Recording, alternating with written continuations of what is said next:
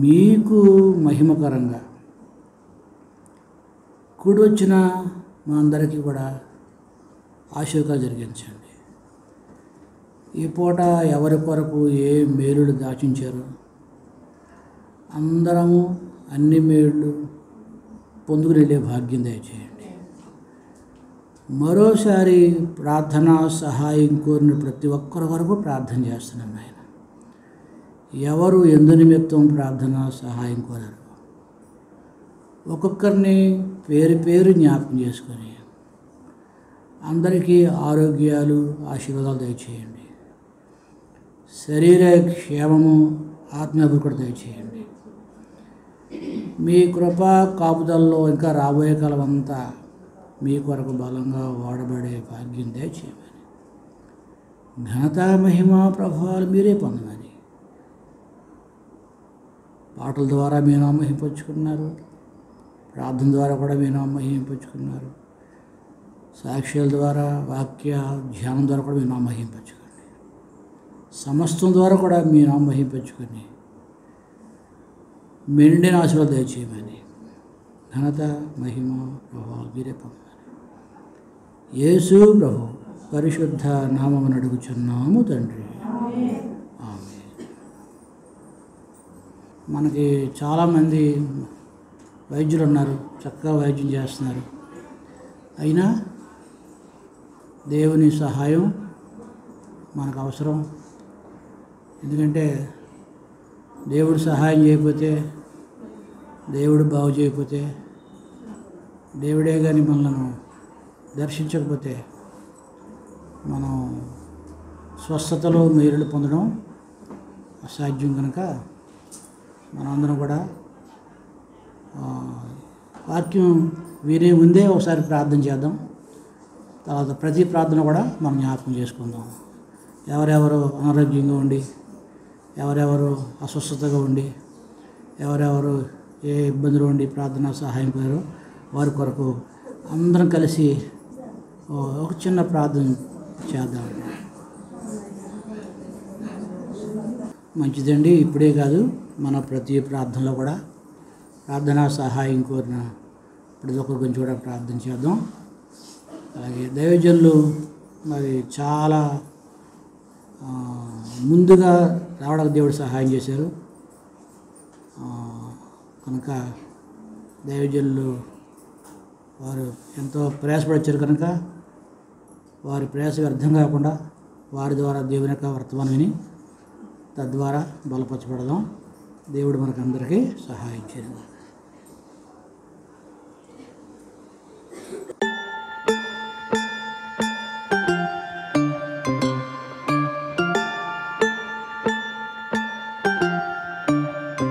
మన ప్రభువును రక్షకుడైన యేసుక్రీస్తు వారి పరిశుద్ధ నామంలో ఈ శుక్రవారం నాడు ఆయన పాద సన్నిధిలో ఆరాధించడానికి, దేవుని మాటలు విని బలపరచబడడానికి చేరువచ్చిన మీ అందరినీ కూడా ప్రేమపూర్వకంగా ఆహ్వానిస్తూ, దేవుడు మనకు చేసిన మేలుని బట్టి, ఉపకారాన్ని బట్టి మరలా మనము ఈ దినాన్ని కూడా చూడడానికి దేవుడు కృపనిచ్చారు. దేవునికి స్తోత్రం. మరి దేవుడు మనకు చేసిన మేలులు ఎన్నెన్నో, 1, 2 కాదు. అందుకే కీర్తనకారుడు చెప్పినటువంటి మాట, నీవు నాకు చేసినటువంటి ఉపకారములన్నిటికీ నేనేమి చెల్లించగలను. 1, 2 కాదు. దేవుడు ఎన్నెన్నో ఉపకారాలు మన పక్షాన దేవుడు జరిగించారు. మరలా ఈ దినం మరలా ఆయన పరిశుద్ధ ఆవరణములో ఆయన ప్రజలతో, ముఖ్యంగా ఆయన పరిశుద్ధులతో ఈ విధంగా ఆరాధించుకునే భాగ్యాన్ని దేవుడు మనకందరకు దయచేశారు. మరి నడిపించిన దేవునికి స్తోత్రము. హల్లెలూయా. మరలా నేను కూడా క్షేమకరంగా మరలా మీ మధ్యకు రావటానికి ప్రయాణం అంతట్లో దేవుడు నాకు తోడుగా ఉండి, దేవుడు క్షేమకరమైన ప్రయాణాన్ని ఇచ్చి మరలా మీ మధ్యలో నిలవబెట్టారు. అదేవిధంగా మరి దేవునికి అందుని బట్టి నేను దేవునికి కృతజ్ఞతాస్తుతులు చెల్లిస్తున్నాను. దైవజనులు, పెద్దలు, నాయకులైనటువంటి జార్జయ్య గారికి కూడా నా హృదయపూర్వకమైన వందనాలు. అదేవిధంగా చేరువచ్చిన మీ అందరికి కూడా హృదయపూర్వకమైన వందనాలు తెలియజేస్తున్నాను. స్తోత్రం. మంచిది. ఏ విషయంలో కూడా మీకు ఏం కలగకూడదు? నష్టము. ఎవరు చెప్పారు? హల్లెలూయా. ఏం కలగకూడదు మనకి? నష్టము కలగకూడదు.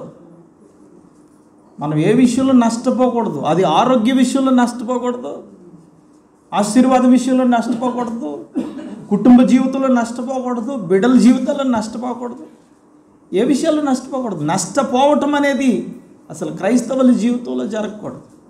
ఒకవేళ నష్టపోవడానికి కొన్ని అవకాశాలు మన జీవితాల్లో ఉన్నా దేవుని నమ్మిన వారు, దేవుని దగ్గర ఉన్నవారు నష్టపోయేటువంటి పరిస్థితులే ఉండవు. ఇది మీరు గమనించండి. దేవుని వాక్యాన్ని యోహాను సువార్త 6వ అధ్యాయము 12 మాట, వారు తృప్తిగా తినిన తర్వాత ఏమీ మిగల్చకుండా మిగిలినటువంటి ముక్కలు నష్టపోకుండా వాళ్ళు ఏం చేశారట, పోగు చేయడని యేసు ప్రభువారు తన శిష్యులతో చెప్పాను. స్తోత్రం. నష్టపోకుండా ఏం చేయబడాలి, మిగిలిన ముక్కలన్నీ ఎత్తబడాలి. గడిచిన వారం మనము ఈ విషయాన్ని జ్ఞాపకం చేసుకున్నాం. నిజము ప్రియమైన దేవుని బిడ్డలారా, ఈనాడు మనము ఆరోగ్యాన్ని నష్టపోతున్నాము, ఆశీర్వాదాలు నష్టపోతున్నాము, దేవుని విషయంలో నష్టపోతున్నాము, శరీర విషయాల్లో నష్టపోతున్నాము.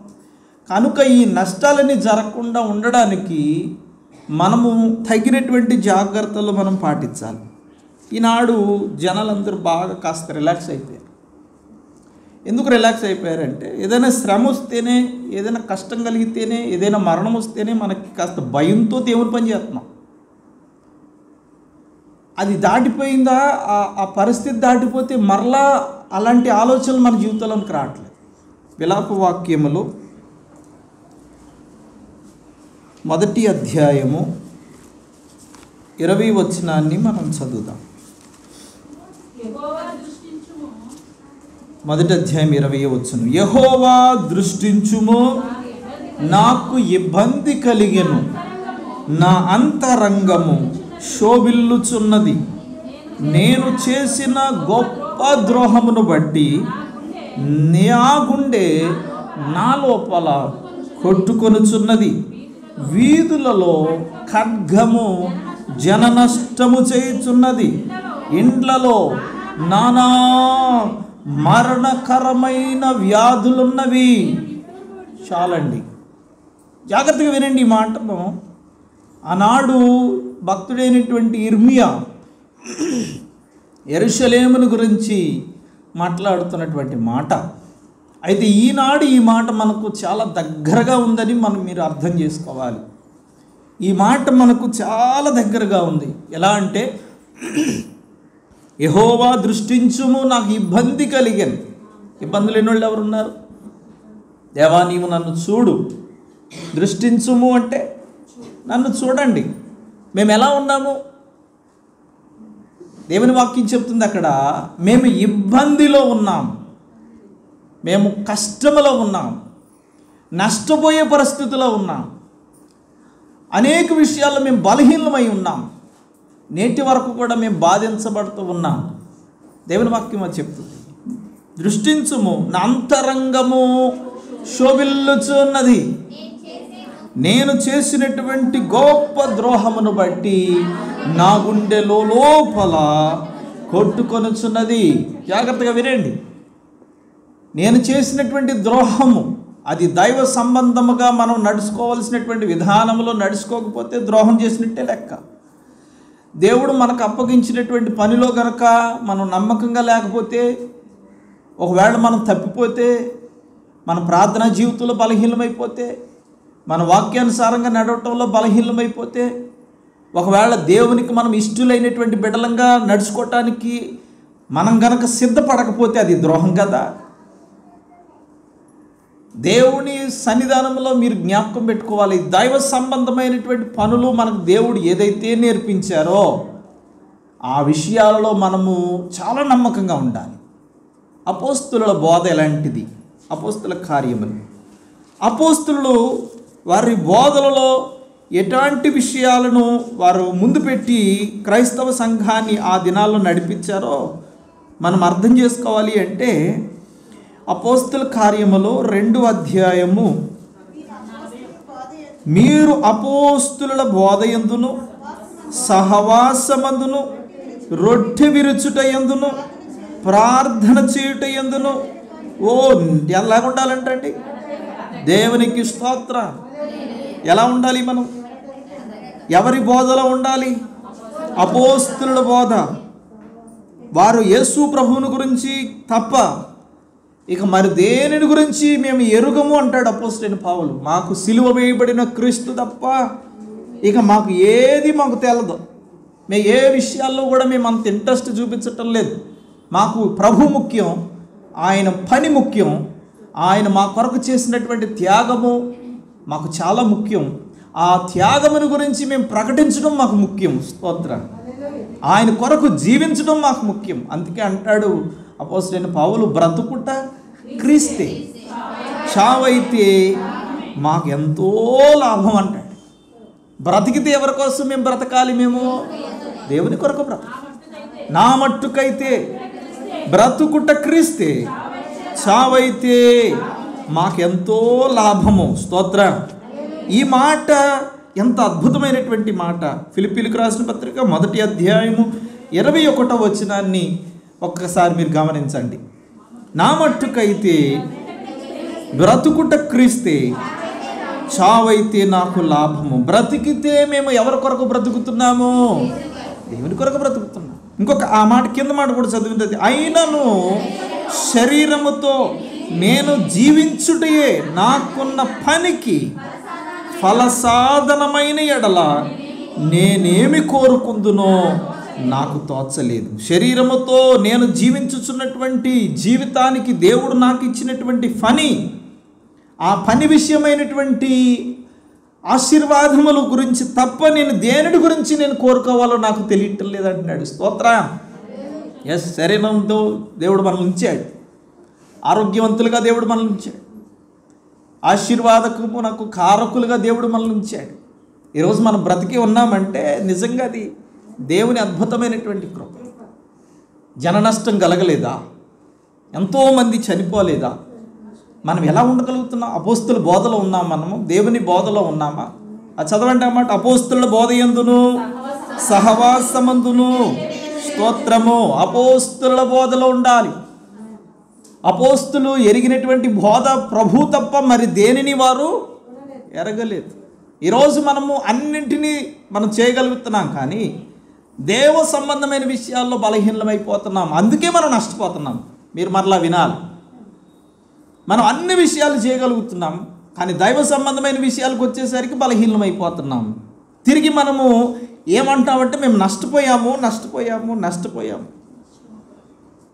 మరి దేవుని సంబంధమైన విషయాల్లో మీరుంటే మీరు ఎందుకు నష్టపోతారు? ఈరోజు మనలో ప్రార్థన ఉంటే, మనలో అపోస్తుల బోధ ఉంటే, అపోస్తుల బోధ ప్రకారంగా ఆయనను అనుసరించే వరంగా ఉంటే, తర్వాత ఏముంది? సహవాసమందును, రొట్టె విరుచుట యందును, ప్రార్థన చేయుట యందును. ఎలా ఉన్నారట వాళ్ళు? మనలో ఉండాలి అలాంటి లక్షణాలన్నీ ఉండాలి. ఇవి కలిగిన వాడు నష్టపోడు ఎప్పుడు కూడా. దేవుని బోధలో, దేవుని మాటలో మనం నడుస్తూ ఉండేవాళ్ళమై ఉండి, సహవాసములో కొనసాగే వాళ్ళమై ఉండి, రొట్టె విరుచుటలో పాలిభాగస్తులమై ఉండి, అంతేకాదు ప్రార్థనలో కనుక మనం ఎడతెగని వారంగా మనం ఉండగలిగితే మనం ఎన్నడూ నష్టపోయేటువంటి పరిస్థితి మనకు రాదు. దేవుని వాక్యం అది చెప్తుంది. చూడండి, నా గుండె నాలో లోపల కొట్టుకొనుచున్నది, వీధులలో జన నష్టము చేయుచున్నది ఖడ్గము. మొన్నటి వరకు ఏం జరిగింది అంటే, మొన్నటి వరకు ఎంతో జన నష్టం జరిగింది ప్రపంచంలో. కొన్ని లక్షలాది మంది చనిపోయారు.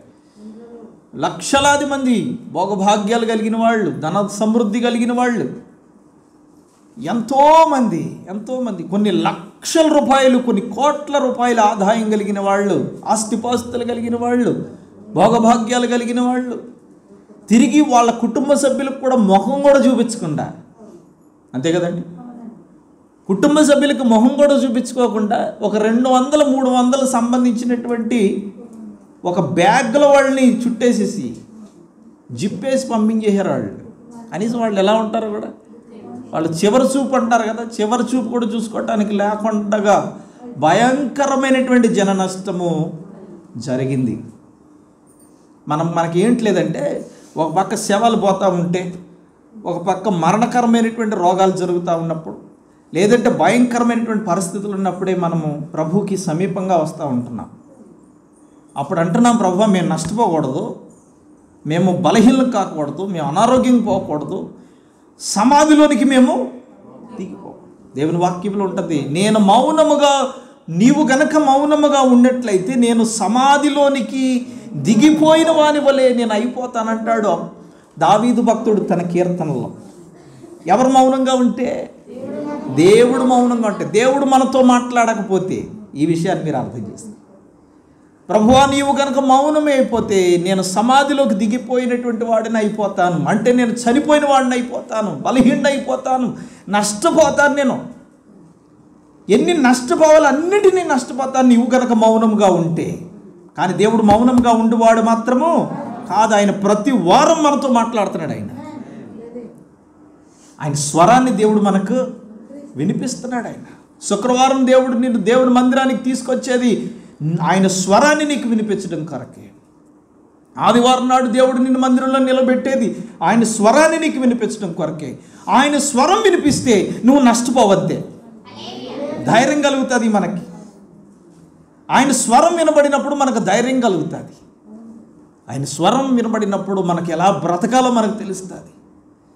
ఆయన స్వరం వినబడినప్పుడు మన జీవితంలో ఒక నిరీక్షణ కలుగుతుంది రేపు అన్న దినాన్ని గురించి. స్తోత్రం. ప్రేమైన దేవుని బిడ్డలారా, నష్టం చేసేటువంటి వాడు కాదు దేవుడు. జన నష్టం కలుగుతున్నప్పుడు మాత్రమే మనము, లోకంలో అనేక మంది చనిపోతున్నప్పుడు మాత్రమే దేవునికి భయపడే వాళ్ళంగా, ఆయన సహాయాన్ని ఆయన క్షేమాన్ని కోరుకునే వాళ్ళంగా అప్పుడు మాత్రమే ఉండడం కాదు, మనం ఎల్లప్పుడూ ఉండాలి. అయిపోయింది, జన నష్టం జరిగిపోయింది, ఎంతమంది చనిపోవాలి అంతమంది చనిపోయారు, మిగిలినటువంటి మనము దేవుడు మనల్ని ఇంకా నిలబెడుతున్నాడు. స్తోత్రం. ఆయన మరణము దాటిపోయిందని మాత్రం కాదు, మరణం ఉంది, ఇంకా నాశనం ఉంది, ఇంకా పరిస్థితులు భయంకరంగా ఉన్నాయి. అయినప్పటికీ దేవుడు మనల్ని నడిపిస్తూ ఉన్నాడు. ఇప్పుడు రెండవ భాగం ఏంటంటే ఇండ్లల్లో. రైట్, ఈ మాట మీరు అర్థం చేస్తారు. ఇప్పుడు ఇళ్లల్లో ఏమున్నాయి? ఎస్, ఇప్పుడు ఇళ్లలో ఏమి ప్రయాణం చేస్తూ ఉంది? ఆనాడు ఫరో ఆ ఐగుప్తు దేశములో ప్రతి గృహాన్ని సంహార దూత ఏం చేసింది? చెక్ చేస్తూ ఉంది ఒక రాత్రి వెంబడి. ఏ గృహానికైతే ఆ రక్తము రాయబడి ఉంటుందో గడప కమ్ములకు, అడ్డకమ్మికి, 2 నిలువు కమ్ములకు, ఏ గృహాలకైతే ఆ బలి పశువు యొక్క రక్తము రాయబడి ఉంటుందో, ఏ గృహం తలుపులకైతే రాయబడి ఉంటుందో ఆ గృహంలో ఉన్నటువంటి వారు క్షేమకరంగా ఉంటారు, మరణము వారి దగ్గర నుంచి దాటిపోయింది. కానీ ఆ రాత్రి ఆ రక్తము లేనటువంటి కుటుంబాలు ఎన్నో ఉన్నాయి ఐగుప్తు దేశంలో. కానీ ఆ కుటుంబాల్లో ఉన్న ఒక్కడిని కూడా ఆ రాత్రి సంహారదూత ఏం చేయలేదు? విడిచిపెట్టలేదు. వారందరినీ, రక్తము లేనటువంటి వారిని, ఆ రక్తము మరకలు లేనటువంటి వారిని, గుర్తు లేనటువంటి వారందరి కుటుంబాలు కూడా ఏమైపోయి ఆ రాత్రి మరణము ఘోషతో నిండిపోయింది. ప్రేమైన దేవుని బిడ్డలారా, ఇప్పుడు ప్రజెంట్ ఇళ్లల్లో నానా రకములైనటువంటి జాగ్రత్త పడండి. ఎవరు చెప్తున్నారు ఈ మాట? చెప్పండి. దేవుడు మీతో మాట్లాడతలేదా? మరి దేవుడు మీకు దోమలు కొనుక్కోమని చెప్పట్లేదా? కాయిల్స్ కొనుక్కోమని చెప్పట్లేదా? అగరత్తులు వెలిగించుకోమని చెప్పట్లేదా? జాగ్రత్తగా ఉండండి అని చెప్పట్లేదా? ఇవన్నీ దేవుడు నీతో మాట్లాడి నీవు కావా? అంటే దోమలు తెర అని ఇక్కడ రాయలేదు కదండి అని మీరు అంటారా? ఏమున్నాయి ఈరోజు ఇండ్లలో? నానా రకములైనటువంటి మరణకరమైనటువంటి వ్యాధులు ఉన్నాయి. జాగ్రత్త పడండి. నష్టము చేయటానికి కానీ, నష్టము కలిగించడానికి కానీ దేవుడు ఎన్నడూ ఆయన ఇష్టపడ్డాడు. నష్టం చేసేవాడు కదా ఆయన. నష్టం చేసేవాడు అంటే ఆ దినాల్లో వాళ్ళకి భోజనం పెట్టేశాండ్రా, ఆయన అంతమంది 5,000 మంది వచ్చారు, భోజనం చేశారా? అయితే పోండి అని అనాలి ఆయన. మీరు భోజనం చేశారా? మంచిది, వెళ్ళిపోండి, జాగ్రత్తగా వీళ్ళకి మీరు చేరుకోండి. మనం కూడా చాలాసార్లు ఈ పెళ్ళిళ్ళ కాట్లకి వెళ్ళినప్పుడు, మనం భోజనాలు చేసినప్పుడు చాలా ఆహారం పదార్థాలు మనం ఏం చేస్తూ ఉంటాం? చేయకండి అలాంటి పనులు. ఎన్నడూ చెక్కింది. కనీసం రోజుకి ఒక ముద్ద దొరకలేనటువంటి పేదోళ్ళు ఎంతమంది ఉన్నారు. కరోనా వచ్చినప్పుడు మనం ఎలా పోషించబడ్డాం అనేది మనకు బాగా తెలుసు, అవును కదా. ఏ పూటకి ఎలా తిన్నాం, ఏ పూటకి ఎలాగా మనం నడిపించబడ్డాము, ఎవరి ద్వారా ఎలాంటి సహాయం మనకి వచ్చింది. మన గృహాల ముందుకే కొంతమంది దాతలైన వారు, సహృదయం కలిగినటువంటి వారు, జనాలను అర్థం చేసుకునేటువంటి వారు, బాధలను అర్థం చేసుకునేటువంటి వారు కాయగూరలు తీసుకొచ్చి పెట్టారు, బియ్యాలు తీసుకొచ్చి పెట్టారు. నేను కూడా 2-3 సార్లు కూడా నేను పంపించాను చాలామందికి. నిజంగా ఇలాంటి పరిస్థితుల్లో మనం ఎలా పోషించబడ్డాం. కానీ కొన్ని కుటుంబాల్లో కనీసం ఆ దినానికి తాగటానికి గంజి లేని వాళ్ళు కూడా చాలామంది వేదన పడ్డారు. తెలుసా సంగతి? ఎంతమంది వేదన పడ్డారో, ఎంతమంది వేదన పడ్డారు. కరోనా పరిస్థితుల్లో కొంతమందికి దీవెనకరంగా ఉండొచ్చేమో, కానీ కొంతమంది జీవితాలలో అది ఒక భయంకరమైనటువంటి మరణ వేదన. ఇటు పరిస్థితికే భయపడాలా, ఇటు మరణానికే భయపడాలా, రోగానికే భయపడాలా. ఒకవేళ తిండి దొరకట్లేదు పాప. నేను ఒక దగ్గర కూడా చదివాను. నేను కుటుంబం అంతా కూడా పనులు లేక గృహాల్లో ఉండిపోయి ఆకలి బాధను తట్టుకోలేక ఉరిపెట్టుకుని చచ్చిపోయారు. అది వార్త వచ్చింది కూడా. ఎంత భయంకరం ప్రేమింది అని పెట్టారు. మనం ఏం చేస్తున్నాం? మనం తినేటువంటి ఆహారం విషయంలో కూడా చాలా జాగ్రత్తగా ఉండాలి. దేవుడు ఎంత ఇస్తాడు, ఎంత నువ్వు తినగలిగితే అంత మీరు తినండి. వ్యర్థం మాత్రం ఏం చేయకూడదు, ఎట్టి పరిస్థితుల్లో చేయకూడదు. దేవుడికి మనం లెక్క చెప్పాలా. దేవుడు మనకి ఇస్తున్నాడు ఆహారం, ఆయన ఉచితంగా పెడుతున్నాడు ఆయన భోజనం. స్తోత్రం. భోజనం దగ్గరకు ఉన్నప్పుడు నాకు అనిపిస్తూ ఉంటుంది, ఈరోజు ఇలాంటి భోజనం చేయగలుగుతున్నానంటే ప్రభువా నువ్వు నన్ను ఎంత ప్రేమించి ఉంటా. స్తోత్రం. ఎంత ప్రేమించుంటే నాకు ఇంత మంచి విలువైన భోజనం పెడతా ఉంటాం. నా కంచం ముందుకి నేను భోజనానికి కూర్చున్నప్పుడు నా కళ్ళ ముందు కనపడేటువంటి ఆహారం చూసినప్పుడు ఇంకా ఎంతోమంది ఇలాంటి ఆహారం లేని వాళ్ళు ప్రపంచంలో ఉన్నారు. ప్రభువా ఈరోజు నేను ఇలాగా ఇంత మంచి ఆహారం తినగలుగుతున్నానంటే అది నీవు ఇచ్చిన కృపే.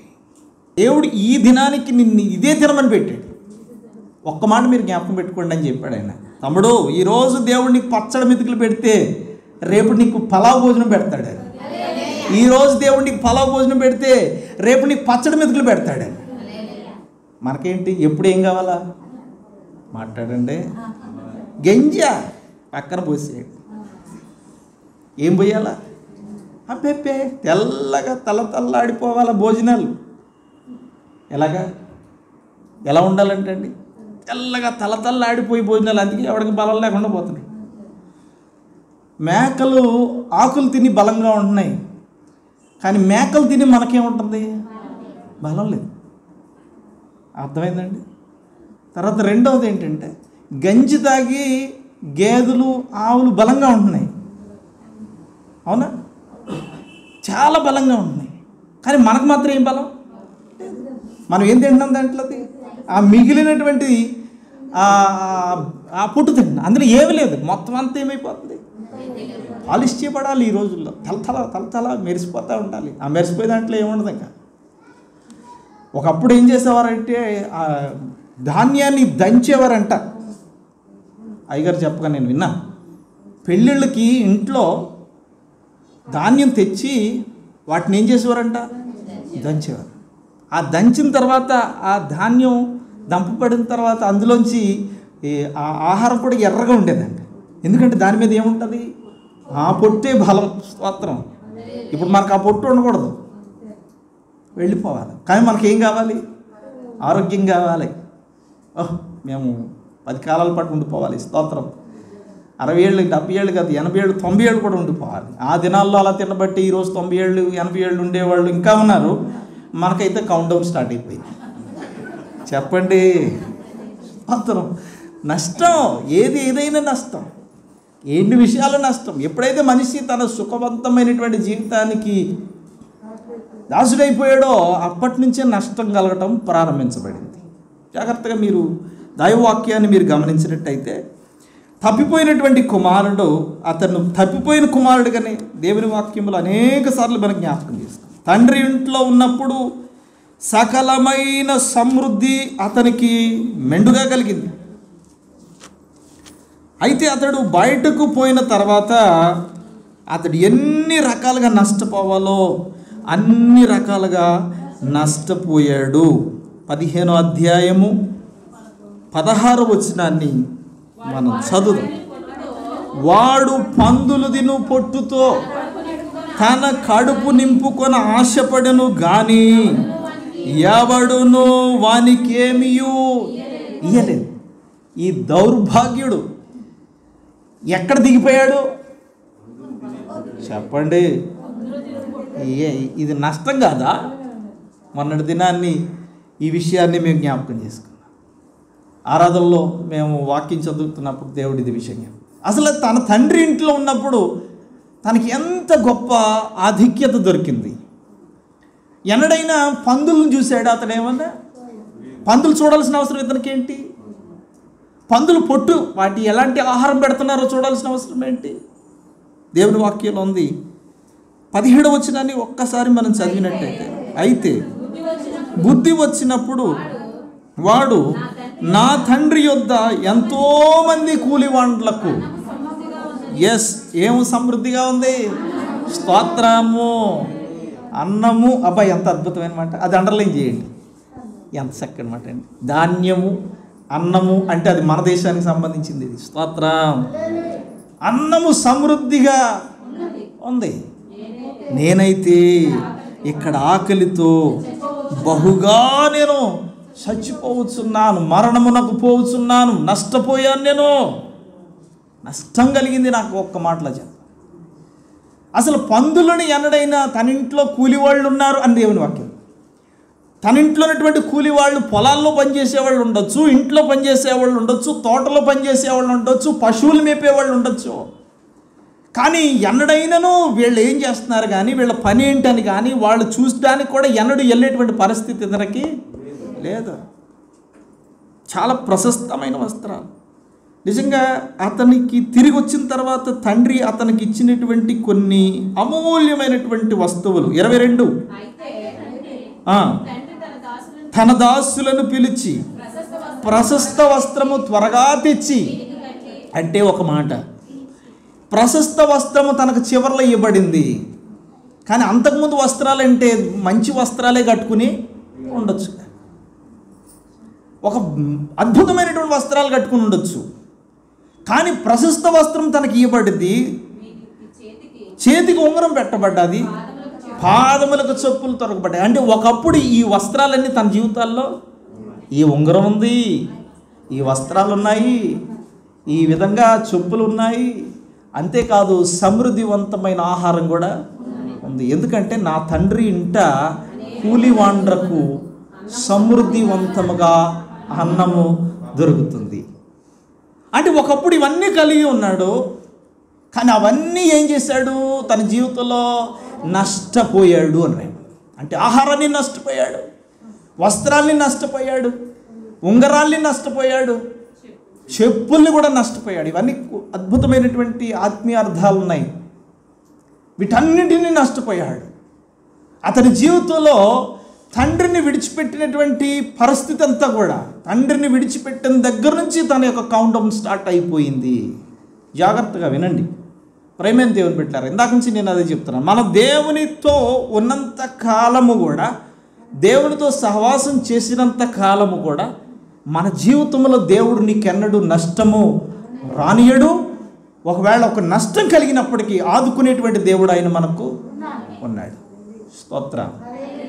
చదువుదాం కీర్తన గ్రంథములో ఈ మాట ఇలాగే ఉంచండి. ఈ మాటను మనం ధ్యానం చేస్తూ కీర్తన గ్రంథము 15వ కీర్తన 4వ మాట. అతని దృష్టికి నీచమైన వాడు అసహ్యుడు. ఏం చేస్తాడట? అతడు యెహోవాయందు భయభక్తులు గలవారిని సన్మానిస్తాడు. అతడు ప్రమాణము చేయగా నష్టము కలిగినను మాట తప్పడు. హల్లెలూయా. ఎలాంటి వాడు ఉండాలి దేవునికి?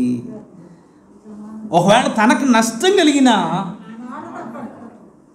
ఏ మాటలో, ఏ నియమములో, ఏ నీతిలో, ఏ భక్తిలో, ఏ విశ్వాసములో దేవుడు మనల్ని ఉంచాడో ఆ విశ్వాసములోనే మనం నిలవబడాలి. మీకు అర్థమైందా? ఎంతమందికి అర్థమైంది? స్తోత్రం చేయండి. హల్లెలూయా. మనకి కలిగినప్పుడుగా మనతో ఉన్నాడు ఆయన అనేటువంటి ధైర్యం మనకు ఉన్నది. దేవుని వాక్యం ఉంది అక్కడ, యెహోవా యందు భయభక్తులు కలిగే వారిని సన్మానిస్తాడు. ఎవరంటే యెహోవా గుడారములో అతిథిగా ఉండదగిన వాడెవడు? పరిశుద్ధ పర్వతములో ఆయనతో ఉండదగిన వాడెవడు? ఆయనతో ఉండాలనుకునేవాడు, ఆయనతో సహవాసం చేయాలనుకునేవాడు, దేవుడు నిత్యము నాతో ఉండాలని కోరుకునేవాడు ఎలా ఉంటాడు అంటే యథార్థమైనటువంటి ప్రవర్తన కలిగి నీతిని అనుసరిస్తూ హృదయపూర్వకంగా నిజం పలికేవాడు, దేవునితో ఉండేవాడు. మీకు అర్థమైందా? మీకు అర్థం చేయాలి. దేవునితో ఉండేవాళ్ళు ఎలా ఉంటారు? నేను దేవునితో ఉండాలంటే నేను ఎలా ఉండాలి అనేది దేవుని వాక్యం. మీరు దేవునితో ఉండాలి అంటే మీరు ఎలా ఉండాలనేది దేవుని వాక్యం. నేను ఎలా ఉండాలి దేవునితో? ఆయనతో ఉన్నప్పుడు దేవుడు మనకు సకల విధములైనటువంటి ఇహపర సుఖములను దేవుడు మనకు అనుగ్రహిస్తాడు. స్తోత్రం చెప్పండి.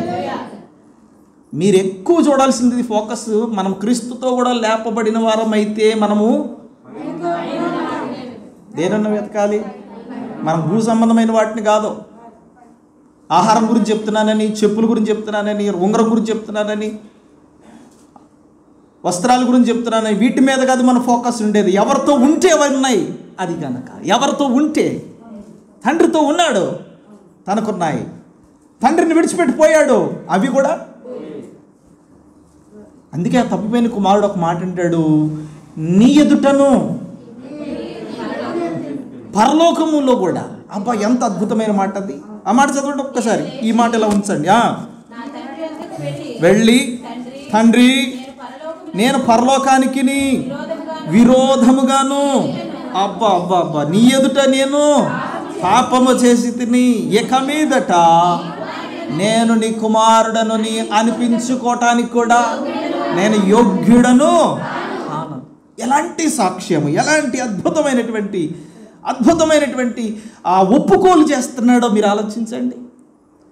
అతని ఒప్పుకోల్లో ఏం కనబడుతుంది అంటే, నేను పరలోకమునకు విరోధముగా కూడా నేనేం చేశాను. అసలు ఒప్పుకోవాల్సిందే తండ్రి దగ్గర ఒప్పుకుంటే చాలు. తండ్రికి నేను విడిచెట్టి వెళ్ళిపోయాను, నాకు అన్నీ కూడా శ్రమలు కలిగి, శోధలు కలిగి నేను నష్టపోయాను. నేను అన్ని విషయాల్లో కూడా ఆఖరికి పందులు తినేటువంటి పొట్టుతో నా కడుపు నింపుకోవాలని కూడా ఆశపడ్డాడు. ఎన్నడూ నేను చూడలేనివి. మన ఇంట్లో కూలి వాళ్ళే సమృద్ధిగా అన్నం తింటున్నారు, కానీ నేను అటువంటి పరిస్థితి కూడా నా జీవితంలో లేదు. అంటే పరలోకమునకు విరోధముగా, అనగా పరలోకములో దేవుడు నాకు ఇచ్చినటువంటి ఆశీర్వాదాన్ని నేను నీ ఎదుట నేనేం చేశాను, పోగొట్టుకున్నా. ఎస్, దేవుడు మనకి ఇస్తేనే, దేవుడు మనల్ని నిలబెడితేనే, దేవుడు మనల్ని బలపరిస్తేనే మనం అన్ని విషయాల్లో సమృద్ధిగా ఉంటాం. ఏ విషయాల్లో నువ్వు నష్టపోవటానికి దేవుడు ఇష్టపడ్డాయిన మీరు ఆలోచించండి. అక్కడ దేవుని మాటలను, యెహోవా ఆయన ఎదుట ఆయన గుడారములో అతిథిగా ఉండదగినవాడు, పరిశుద్ధ పర్వతం మీద ఆయనతో ఉండదగినవాడు ఎవడు అంటే ఆయనతో సహవాసం చేసేవాళ్ళు ఎవరు ఈ లోకంలో? నీవు నేను ఆయనతో సహవాసం చేయడానికి ఈ లోకంలో ఉన్నాం. స్తోత్రం. ఈరోజు మన సహవాసం ఎవరితోనూ? ఇందాక చదివారు, అపోస్తుల బోధ యందును, సహవాసమందును, రొట్టె విరుచుట యందును, ప్రార్థన యందును ఎడతెగక ఉండేవారే. స్తోత్రం. ఇది మనకు అవసరం. ఈ లోకంలో మనం ఉన్నాము, మనకు నష్టం కలగకుండా ఉన్నది. ఒకవేళ నష్టపోయినను రెట్టింపు ఆశీర్వాదాలు ఇచ్చేటువంటి దేవునితో మనం ఉన్నాం. అలా ఉండేవాళ్ళు చేయాల్సినటువంటి పని ఏంటంటే, యథార్థమైనటువంటి ప్రవర్తన కలిగి నీతిని అనుసరిస్తూ హృదయపూర్వకంగా మనము నిజము పలకాలి.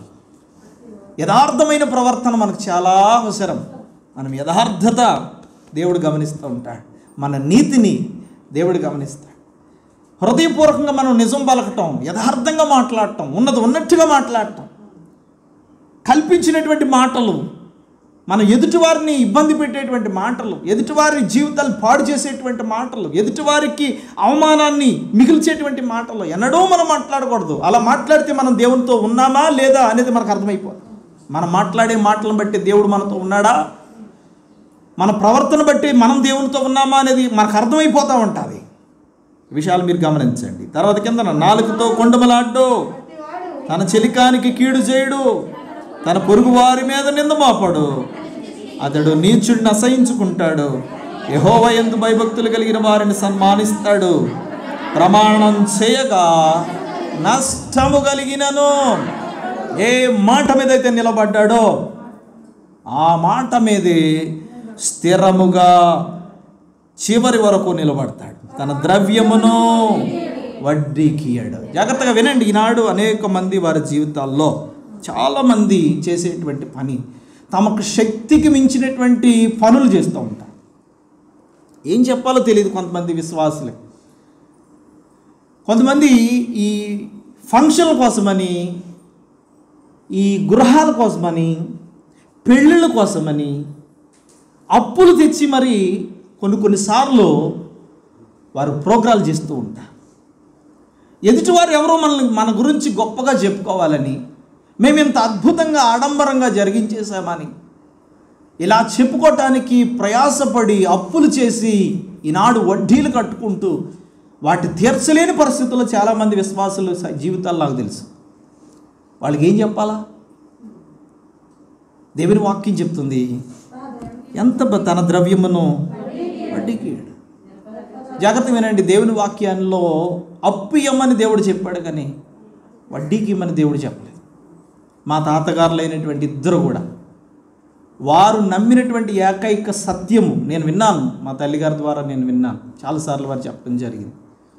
తాతగారైనటువంటి అపోస్తులుడు జానయ్య గారు కానీ, అపోస్తులుడు ఆమోసయ్య గారు కానీ, అంటే మా తాతగారులు ఇద్దరు కూడా వాళ్ళు అప్పు ఇవ్వమనేవారే కానీ వడ్డీకి మాత్రం అస్సలు సమస్య లేదు.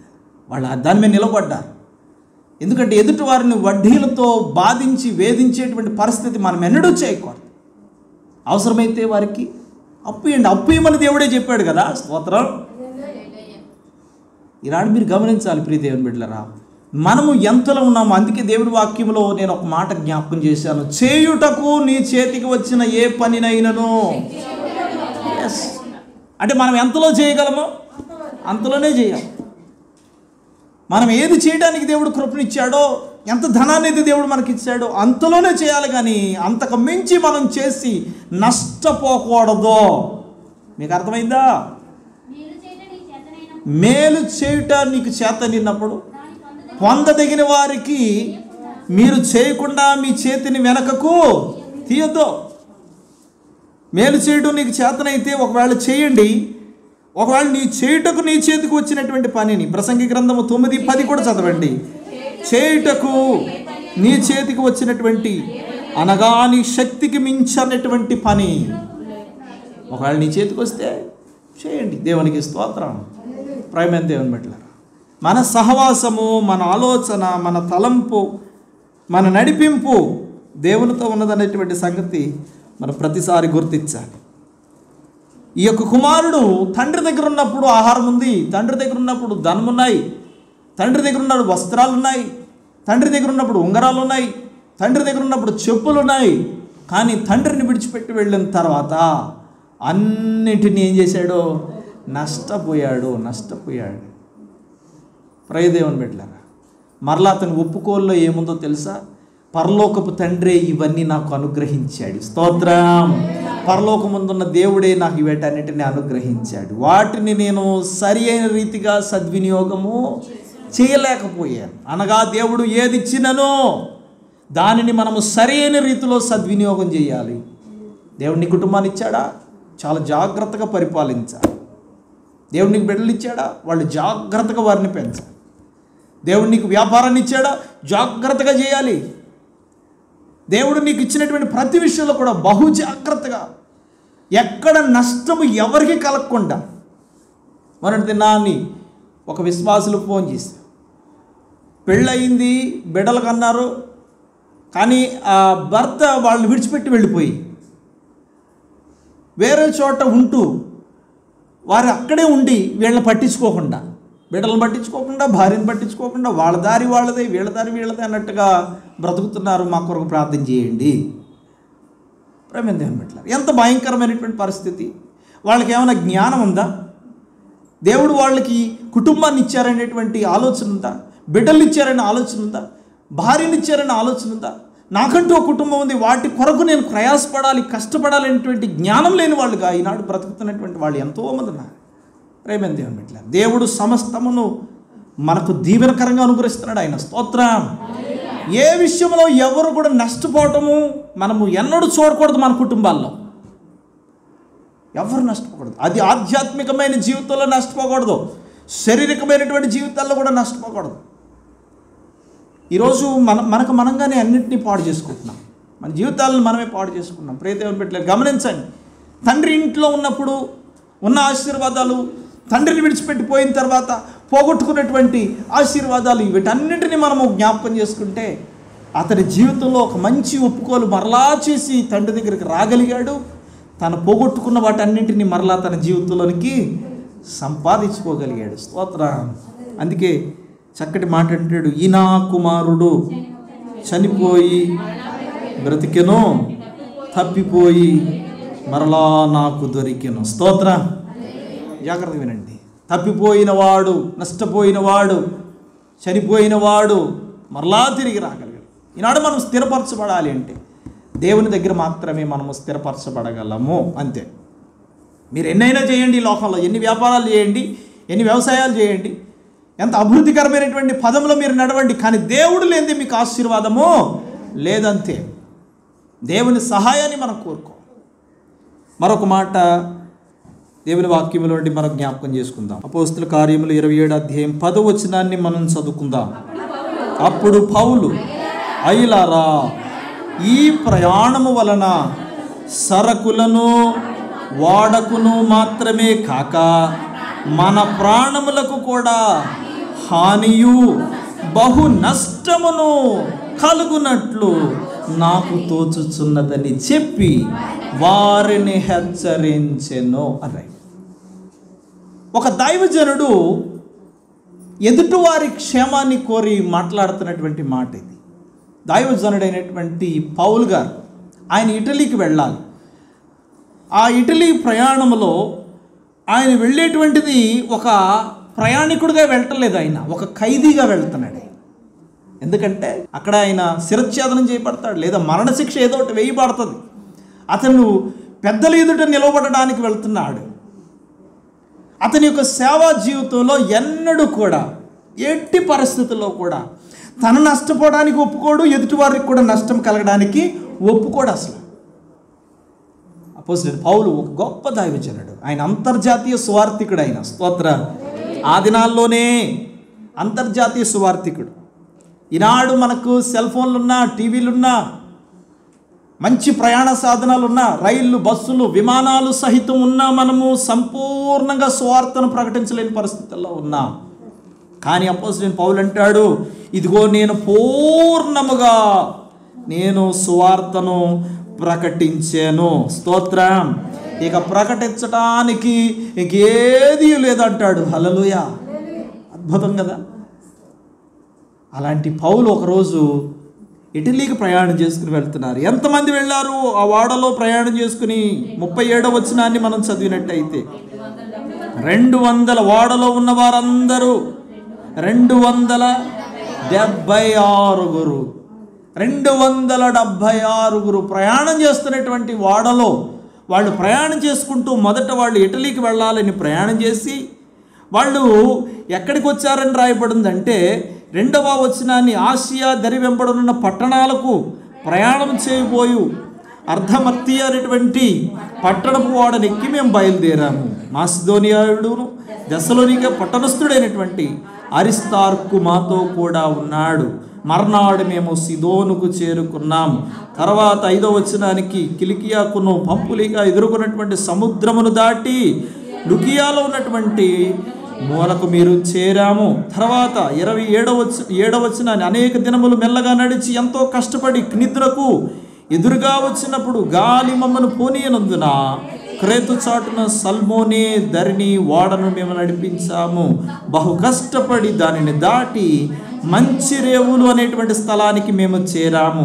దాని దగ్గర లసయ్య అనేటువంటి పట్టణాలు ఉన్నాయి. చూడండి, ఇది 27వ అధ్యాయంలో మొదటి నుంచి 8 వచనాలు మనం గమనిస్తే ప్రయాణం ఎక్కడి నుంచి జరిగిందో ఇటలీ నుంచి ప్రారంభించబడినటువంటి వాళ్ళ ప్రయాణము ఎక్కడి వరకు సాగింది? మంచి రేవులు అనేటువంటి ఒక స్థలానికి చేరింది. అది ఎక్కడ ఉందంటే లసయ్య అనేటువంటి పట్టణాల దగ్గర ఉన్నది. ఆ స్థలానికి వచ్చేసరికి పౌలు గారు 10వ వచనంలో మాట్లాడుతున్నాడు, అయ్యలారా జాగ్రత్తగా వినండి, 276 ఓ మనుష్యులారా, మీరు ఎవరైనాను కానీ, మీరు ప్రభువుని నమ్ముకున్న వారైనా నమ్ముకోలేని వారైనా, దైవజనుడిగా నేను మీతో చెప్తున్నటువంటి మాట మీరు ఆలకించండి. ఎందుకు అంటే 23వ వచనం మనం చదువుదాం. చున్నాను, ఆ దేవుని దూత గడచిన రాత్రి నా యొద్ద నిలిచి, పౌలా భయపడకుము, నీవు కైసరు ఎదుట నిలవలసినట్టు ఉండదు కనుక ఇదిగో నీతో కూడా ఓడలో ప్రయాణమైపోవచ్చున్న వారిని అందరినీ దేవుడు నీకు అనుగ్రహించి ఉన్నాడని నాతో చెప్పాను. స్తోత్రము. ఎక్కడ ఉంటే అపోస్తలుడైన పౌలుకి ఆ ముందు రోజు దూత అతనితో మాట్లాడింది. స్తోత్రం. దేవుని దూత అతనితో మాట్లాడి చెప్పిన మాట ఏంటంటే, పౌలా నీవు ప్రయాణం చేసుకుని వెళ్తున్నావు కదా, 276 ఈ అందరినీ నీ హస్తాలకు అప్పగించాను. స్తోత్రం చెప్పండి. అంటే ఈ 276లో ఏ ఒక్కడు కూడా నష్టపోవటానికి వీల్లేదు. మీకు అర్థమైందా? ఒక దైవజనుడికి ఒక బాధ్యత ఉంది. దైవజనుడు ఏ ఒక్కరు నష్టపోవటానికి ఎనడు. జాగ్రత్త వినండి. చాలాసార్లు కొంతమంది వాక్యం చెప్తుంటే ఇది మా కొరకే చెప్పారు అనేటువంటి పద్ధతులు చాలా దగ్గర ఉన్నాయి. అంతే కదండి, మా కొరకే చెప్పారండి ఈరోజు అని అంటారు. మీరు అనరులేండి, మీరు చాలా మంచోళ్ళు. స్తోత్రం చెప్పండి. అంటే మీరు అనరు. చాలా దిక్కుల ఇది మాటలు వింటూ ఉంటాం మేము. అయినా సరే వాళ్ళకి నొప్పి కలిగినా బాధ కలిగినా, ఇప్పుడు చెప్పండి, ఏ బాధలన్నీ వస్తే నాకు వస్తాయా లేకపోతే ఫ్యాన్కి వస్తాయా? చెప్పండి, గోడకు వస్తాయా, కిటికీలకు వస్తాయా లేకపోతే తలుపులకు వస్తాయా? ఎవరికి చెప్పాలి చెప్పండి? ఈ మైక్ ఏమైనా జ్వరం వస్తుందండి? రాదు కదా, రాదు కదా. శ్రమ ఎవరికి వస్తుంది? నష్టం ఎవరికి వస్తుంది? ఇబ్బందులు ఎవరికి వస్తాయి? ఎవరు సరి చేసుకోవాలి? ఏసీలు సరి చేసుకోవాలండి? చెప్పండి, దేన్ని సరి చేసుకోవాలి? ఇక్కడ ఉన్నవాళ్ళే సరి చేసుకోవాలి. దైవజనుడు వాక్యం చెప్పేది మీరు సరి చేయబడతారని. గోడలు, మేడలు, మిద్దులు, తలుపులు, కిటికీలు ఈ కాదు సరి చేయబడతాయని. దేవుడు మీరు సరి చేయబడాలని దేవుడు మీతో మాట్లాడతాడు. ఎందుకంటే దైవజన బాధ్యత అది. దైవజనుడు మాట్లాడేటువంటి మాట దేని కొరకంటే, అక్కడ కూర్చున్న వారిలో ఏ ఒక్కరు నష్టపోవటము. గట్టిగా స్తోత్రం చేయి. మీరెవ్వరూ నష్టపోవటం దేవునికి ఇష్టమో కాదంతే. మీరు నష్టపోకూడదు. మీరు ఆరోగ్యవంతులుగా ఉండాలి, ఆశీర్వాదం కలిగిన వారుగా ఉండాలి, ప్రార్థనా పరులుగా ఉండాలి, విశ్వాస వీరులుగా ఉండాలి, జయ జీవితమును జీవించాలి, ప్రభు కొరకు జీవించాలి. స్తోత్రం. 276 దేవుని దూత మాట్లాడుతుంది, పౌలా వీళ్ళందరినీ కూడా నీ చేతులకి నేను అప్పగిస్తున్నా. ఆ మాటను బట్టి పౌలు అక్కడ ఉన్న వాళ్ళందరితోనూ మాట్లాడతాడు. ఏమని మాట్లాడతాడు? అయ్యలారా, ఈ ప్రయాణం వలన మనము సరుకులను వాడను మాత్రమే కాక మన ప్రాణాలకు కూడా బహు నష్టము కలుగుతుంది అని నాకు తోచుతున్నది. అయినను వాళ్ళు ఏం చేశారని రాయబడిందంటే, ఆ ఒక్క ఆలోచనను కూడా చూడండి. అక్కడ 13వ వచనాన్ని మనం చదివినట్టయితే, దక్షిణపు గాలి మెల్లగా విసురుచుండగా తమ ఆలోచన సమకూడినదని తలంచి వాడ నడిపించారు. జాగ్రత్తగా మీరు వినండి, జాగ్రత్తగా వినండి. వాళ్ళు ఏమాత్రము కూడా ఈ యొక్క పౌలు చెప్పినటువంటి మాటలను ఎంత మాత్రం వాళ్ళు వినలేదు, ఎంత మాత్రం వినలేదు. కానీ దేవుని మహాకృప ఏంటో తెలుసా? పౌలు గారు ఉండడం వలననే వారందరూ కొంతమంది అయినా ప్రాణాలతో బయటపడగలిగారు. స్తోత్రం చెప్పండి. నిజంగా చెప్పాలి. మీరు ఓడలో ఉంటేనే 13:31 వచనాన్ని మీరు చదవండి. ఆ మాట మీరు తర్వాత మీరు ఇంటికి వెళ్ళాక మొత్తం చదువుకోవచ్చు. మీరు ఓడలో ఉంటేనే కానీ మీరు తప్పించుకొనలేరని ఆ శతాధిపతితోనూ సైనికులతోనూ చెప్పాను. మీరుండాలి.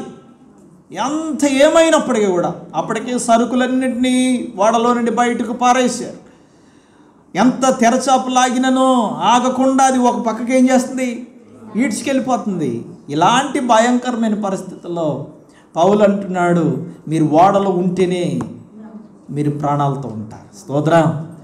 మీరు నా మాట వింటేనే ప్రాణాలతో ఉంటారు. మీకు నష్టం కలగకుండా ఉండాలి అంటే, మీకు ఏ విధమైన ఆపద కలగకుండా ఉండాలి అంటే మీరు నా మాట వినాలి. 21వ వచనాన్ని మనం చదివినట్టయితే, కొన్ని దినములు సూర్యుడైనను నక్షత్రములైనను కనపడక పెద్ద గాలి మా మీద కొట్టినందున ప్రాణములతో తప్పించుకుందుమని ఆశ బొత్తిగా పోయెను. వారు బహుకాలము భోజనం లేక ఉన్నందున వారి మధ్య నిలిచి పౌలు అంటున్నాడు, అయ్యలారా, మీరు నా మాట విని క్రేతు నుండి బయలుదేరకుండా ఉంటే బాగుండేది కదా.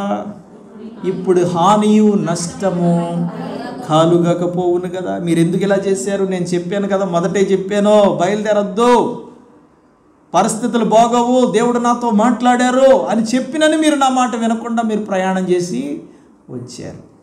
ఆ దినాన్ని వారంతా నష్టపోవటానికి, సరుకులు నష్టపోవటానికి, వాళ్ళు ఓడను నష్టపోవటానికి ఇదంతటి కారణం ఏంటంటే దైవజనుని మాట వారు వినకపోవటం వల్ల.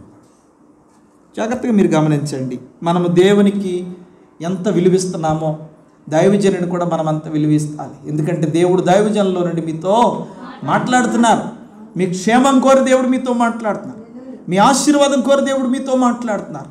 మీరు ఆశీర్వాదకరంగా జయ జీవితమును జీవించి దేవుని కొరకు ఒక మంచి విశ్వాస జీవితాన్ని చేయాలనేటువంటి ఉద్దేశంతో దేవుడు మీతో మాట్లాడుతున్నారు. మీరు నష్టపోవాలని కానీ మీకు నష్టం కలగాలనేది దేవుని ఉద్దేశము, దైవజన ఉద్దేశము కాదు. ఆనాడు పౌలు ఆ ఓడలో ఉండబట్టి కొంతమంది అయినా ప్రాణాలతో అతని మాట వినిన వారు మాత్రమే బ్రతికి బట్టపట్టిగారు. దేవునికి స్తోత్రం చెప్పండి. మనం ఎలా ఉన్నాం? మన జీవితంలో దేవునితో సహవాసం, తప్పిపోయిన కుమారుడు విషయంలో మనం విన్నాం. దేవునితో సహవాసము ఉన్నప్పుడు మనకు ఆశీర్వదించబడతాయి. ఎందుకంటే దేవునితో ఉన్నప్పుడు దేవుడు మనకు నష్టం కలుగజేసేవాడు కాదు. రెండవది దైవజనుడి మాటలు ఆనాడు 276 మందిని ప్రాణాలతో కాపాడినాయి. స్తోత్రం. ఈరోజు మనం ఎలా ఉన్నాం? మన జీవితం ఎలా ఉంది? మనం ఏ విషయాల్లో నష్టపోయాము? ఒకవేళ మీరు ఏ విషయాల్లోనూ నష్టపోవచ్చు కాక, ఒకవేళ నేను ఆరోగ్యం నష్టపోయాను, ఒకవేళ నేను ఆశీర్వాదం నష్టపోయాను, కుటుంబంలో ఇలా ఉన్నాయి, బిడ్డల జీవితాలు ఇలా ఉన్నాయి, మేము ఇంతవరకు అనేక విషయాల్లో మేము బాధించబడుతున్నాం, వేధించబడుతున్నాం అని ఒకవేళ మనం అనుకున్నాం కనుక, కానీ ఈ దినాన్ని ప్రభు మనతో మాట్లాడేటువంటి మాట క్రీస్తు విషయమైనటువంటి నింద గొప్ప భాగ్యంగా మనం ఎంచుకోవాలి. ఈ మాటలు చదువుకుని మనం ప్రార్థన చేద్దాం. ఫిలిప్పీయులకు రాసిన పత్రిక 3వ అధ్యాయము 7వ వచనం. దేవుని సన్నిధానంలో ఉన్నటువంటి మనము ఈ విషయాన్ని జ్ఞాపకం చేసుకుందాం. ఆయనను 3వ అధ్యాయం 8వ వచనం చదవండి. ఫిలిప్పీయులకు రాసిన పత్రిక. నిశ్చయముగా నా ప్రభువైన యేసుక్రీస్తు కూర్చున్నటువంటి అతి శ్రేష్టమైన జ్ఞానము నిమిత్తము సమస్తమును నష్టముగా ఎంచుకొనుచున్నాను. స్తోత్రం చెప్పండి. ఎవరి కొరకు? దేవుని యొక్క శ్రేష్టమైన జ్ఞానం కొరకు. జ్ఞానవంతురాలు తన ఇల్లును, అంటే జ్ఞానం ఉంటేనే తప్ప మనం ఎలా జీవించాలో మనకు తెలియదు. జ్ఞానం కావాలి అంటే దేవుని ఉపదేశాన్ని మనము వినాలి. దేవుని ఉపదేశమును మనకు నష్టపరిచేది మాత్రము కాదు. దేవుని సహవాసం మనల్ని నష్టపరిచేది మాత్రం కాదు. దేవుడు నిలబెడతాడు, చివరి వరకు దేవుడు మనల్ని ఆదుకుంటాడు. ఒకవేళ పడిపోయినను మళ్ళీ తిరిగి ప్రాకారములను దేవుడు మనలను కడతాడైనా, పడిపోయిన ఆరోగ్యాన్ని తిరిగి ఇవ్వగలడైనా, పరిస్థితులను మరలా తిరిగి చక్కబరచగలడైనా. ఇందాక చెప్పాను, ఈరోజు మనం వేధించబడినా రేపు మనకు సంతోషాన్ని దేవుడు ఇస్తాడు. విషయాలు మీరు అర్థం చేయండి. అందుకే క్రీస్తు విషయమైన జ్ఞానము, శ్రేష్టమైన జ్ఞానము నిమిత్తం నష్టముగా ఎంచుకోండి, ఏం పర్వాలేదు. నాకు దేవుని మాటలు ఉంటే చాలు, నేను దేవునితో సహవాసం ఉంటే చాలు, ఏది నష్టపోయిననో పర్వాలేదు. దేవుని జ్ఞానం నాతో ఉంటే మరలా నేను ఎలా కట్టుకోవాలో, ఎలా నిలబడాలో, ఎలా స్థిరపరచబడాలో, ఎలా ఆరోగ్యాన్ని సంపాదించుకోవాలో, ఎలా ఆశీర్వాదాన్ని సంపాదించుకోవాలో నాకు తెలుస్తుంది. ఒక్క దినం ఆయనతో ఉంటే, ఒక్క దినం ఆయన సహవాసంలో ఉంటే, ఆయన మాటలు వింటే, శ్రేష్టమైన జ్ఞానాన్ని కనుక మనం సంపాదించుకుంటే అది ఎంతో గొప్ప లాభం. మరొక మాట మనం చదివినట్టయితే 10వ వచనాన్ని కూడా మీరు చదవండి. ఏ విధము చేత నేను మృతుల్లో నుండి నాకు పునరుద్ధానము కలగవలెనని ఆయన మరణ విషయంలో సమానానుభవం గలవాడనై ఆయన పునరుద్ధాన బలమును ఎరుగు నిమిత్తము ఆయన శ్రమలలో పాలివాడు నగుట ఎట్టిదో ఎరుగు నిమిత్తము సమస్తమును నష్టపరచుకొని వాటిని పెంటతో సమానముగా ఎంచుచున్నాను. ఎవరి కొరకు రాయబడింది? సిలువ కొరకు, ప్రభు లేపినటువంటి విధానం కొరకు, ఆయన మరణ పునరుద్ధానములను నేను సంపూర్ణంగా ఎరుగు నిమిత్తం. అక్కడ రాయబడింది పునరుద్ధాన బలము. స్తోత్రం చెప్పండి. ఏ బలము? పునరుద్ధాన బలము. అంటే నీ దేవుడు చనిపోయిన వాడు కాదు, ఆయన మౌనంగా ఉండేటువంటి దేవుడు కాదు. ఆయన చనిపోయాడు, సమాధి చేయబడ్డారు, మరలా ఆయన తిరిగి లేచారు. మనకు కావలసినటువంటి జ్ఞానం ఏంటంటే నా దేవుడు బ్రతికే. అందుకే ఆయన పునరుద్ధాన బలమును ఎరుగు నిమిత్తము సమస్తమును నష్టపరుచుకొని పెంటతో సమానంగా నేను ఎంచుకున్నాను. అంటే ఆయన చనిపోయిన దేవుడు కాదు, మరలా నేను నష్టపోయిన వాటన్నిటిని మరలా తిరిగి నాకు ఇచ్చేటువంటిది.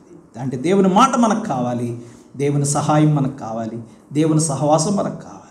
అందుకే శ్రేష్టమైనటువంటి జ్ఞానం నిమిత్తము సమస్తాన్ని నష్టపోతున్నాను అంటున్నాడు.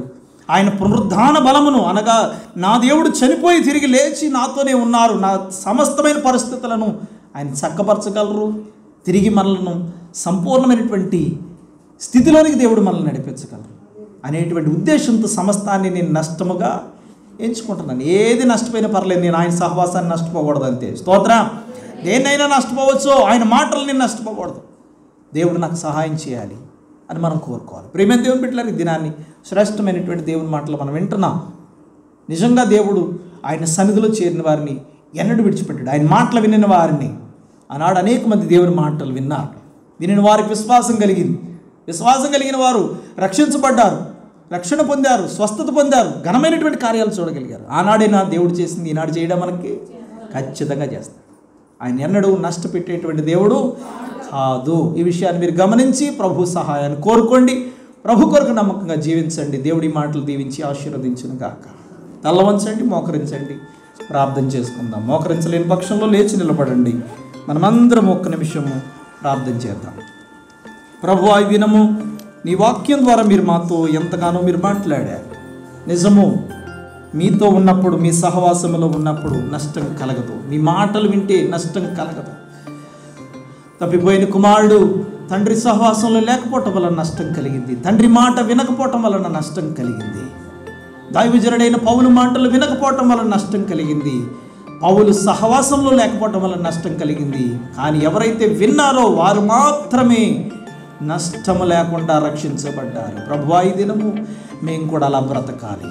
తండ్రి, నువ్వెవ్వరిని నష్టపెట్టే దేవుడు కాదు. ఎంతోమంది నానా విధములైనటువంటి రోగముల చేత, అనారోగ్యముల చేత, నీరసముల చేత బాధింపబడినప్పటికీ మరలా తిరిగి వారిని మీరు కట్టబోతున్నారని, బలపరచబోతున్నారని, దేవా మరలా వారిని సరిచేయబోతున్నారని, చక్కపరచబోతున్నారని మేము నమ్ముతూ ఉన్నాం. నష్టము ఎక్కడ జరిగిందో అక్కడ వారు మరలా దీవించబడడానికి కృపనీయండి. ఒక్క నిమిషం నోరు తెరిచి ప్రార్థన చేయండి.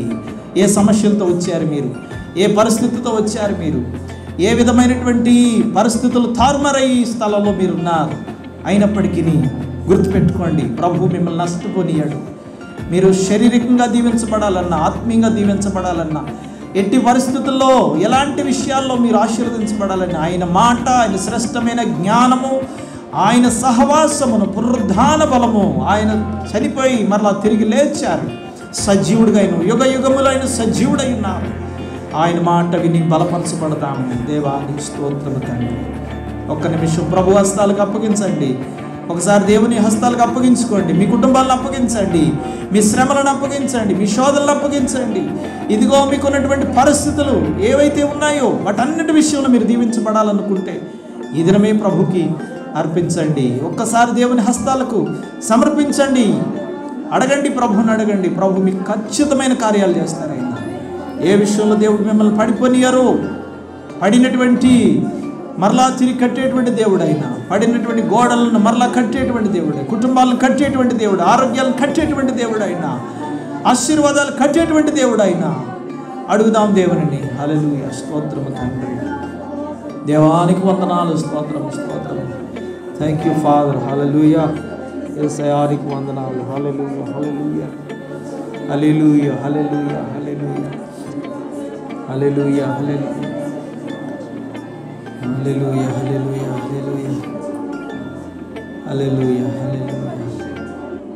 వంచన వంతెన విరిగిన భారాన ఒసగక విసిగిన విసిరే కెరటాల వంచన వంతెన విరిగిన భారాన ఒసగక విసిరిన విసిరే కెరటాన కలలా కడ తీర్చినావా నీ వలలో నన్ను మోసినావా కలలా కడ తీర్చినావా నీ వలలో నన్ను మోసినావా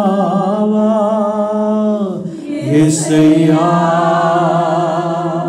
యేసయ్యా యేసయ్యా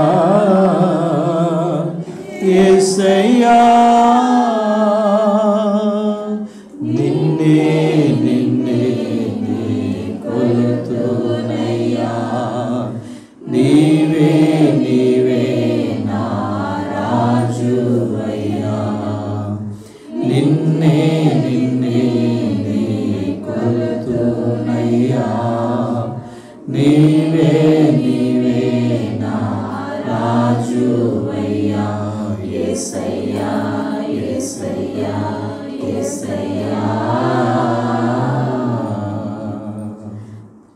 మహాపరిశుద్ధుడైన తండ్రి, దయగలిగిన మా ప్రభువానికి స్తోత్రములు. శుక్రవారము నీ పరిశుద్ధ పాద సన్నిధానములో మేము మోకరించి ప్రార్థిస్తున్నాం. ఇంతవరకు నీ స్వరాన్ని వినిపించి మేము ఏ విధంగా లాభం పొందాలి, నష్టములో ఉన్న మేము మరలా తిరిగి నీ దగ్గరికి ఎలా చేరాలి, నీ మాటలు వినాలని, నీ సహవాసంలో ఉండాలని అనేక విషయాలను మేము జ్ఞాపకం చేసుకున్నాం. ఎత్తబడిన వాక్య వ్యర్థం కాకుండా అందరి హృదయాలలో నిరంతరంగా ఫలింపచేయండి.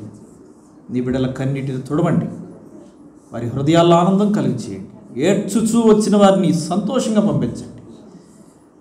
ఆత్మకార్యం జరిగించి మహిమ పొందమని, వాక్యం వ్యర్థం కాకుండా చేయమని, ఘనత మహిమ ప్రభావం మీకు ఆరోపణ చేసుకుంటూ యేసు ప్రభు శ్రేష్టమైన నామంలో ప్రార్థించి వేడుకొంటున్నాను పరమ తండ్రి, ఆమేన్.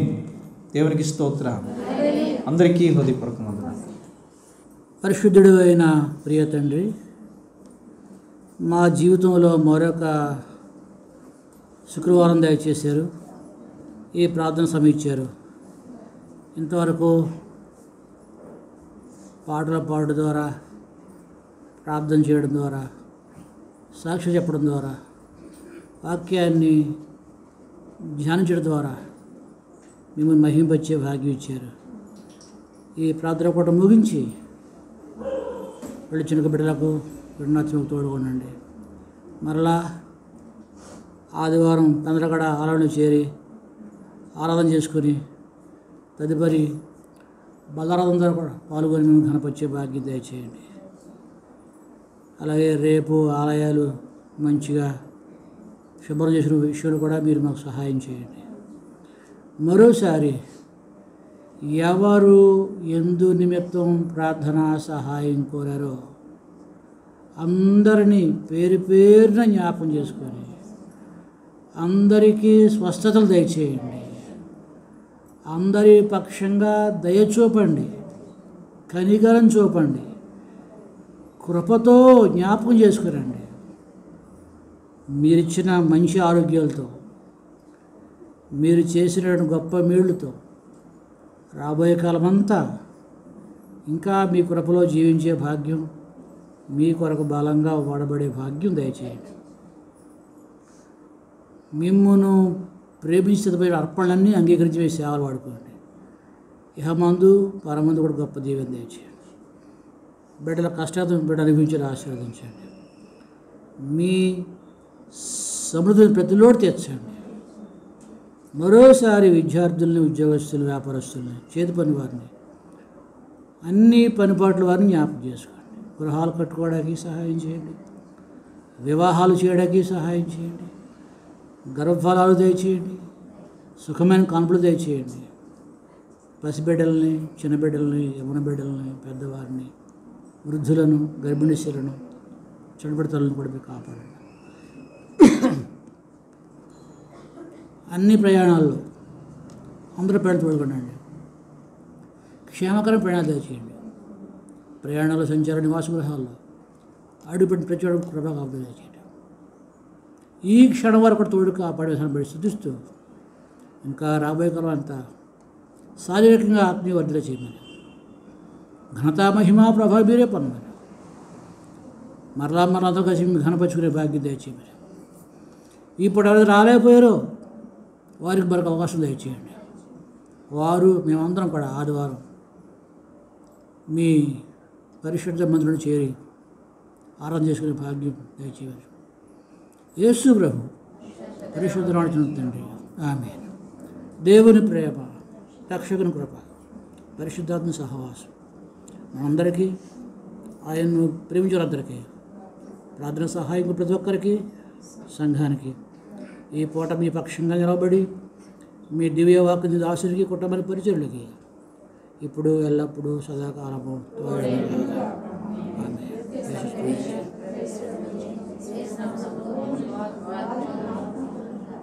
ఆమేన్. మంచిదండి.